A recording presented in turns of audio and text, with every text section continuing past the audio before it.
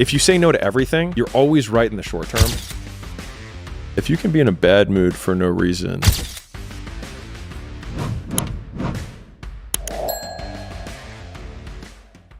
If you can be in a bad mood for no reason, you might as well be in a good mood for no reason. If it's not going to change your life, it shouldn't change your mood. If the cost is peace of mind, don't buy it. yeah, if you can be in a bad mood for no reason, then you can be in a good mood for no reason, which means that if you can do something that's amazing and still have a shit day, it means you can do something that sucks and have a good day, which means the entire excuse around, I don't want to do all these hard things because as a proxy, it makes my mood sad, is ridiculous, because it means that we are ultimately in control of how we want to perceive the work that we do. And so I think that is ultimately the most freeing thing that you can do in terms of how you can equip yourself to get through those harder periods. Why do you think there's so much cynicism at the moment, especially on the internet? It's easier. You can always defend no.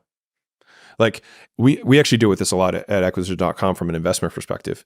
And we actually have to check ourselves, which is it's always easy to find a reason not to do an investment. So we have a no bias. And you should have, you should overall have a no bias. Like you should say, okay, here's all the things that could go wrong. And you have to kind of think that way because you have to manage risk. But if you say no to everything, you're always right in the short term. But if you never make an investment, you're wrong in the one way that matters, which is you get no return. And so like you always miss the short-term losses, but you lose the big long-term gain. And so again, this is a continuum to be managed more than a problem to be solved. But cynicism is short-term. It's like when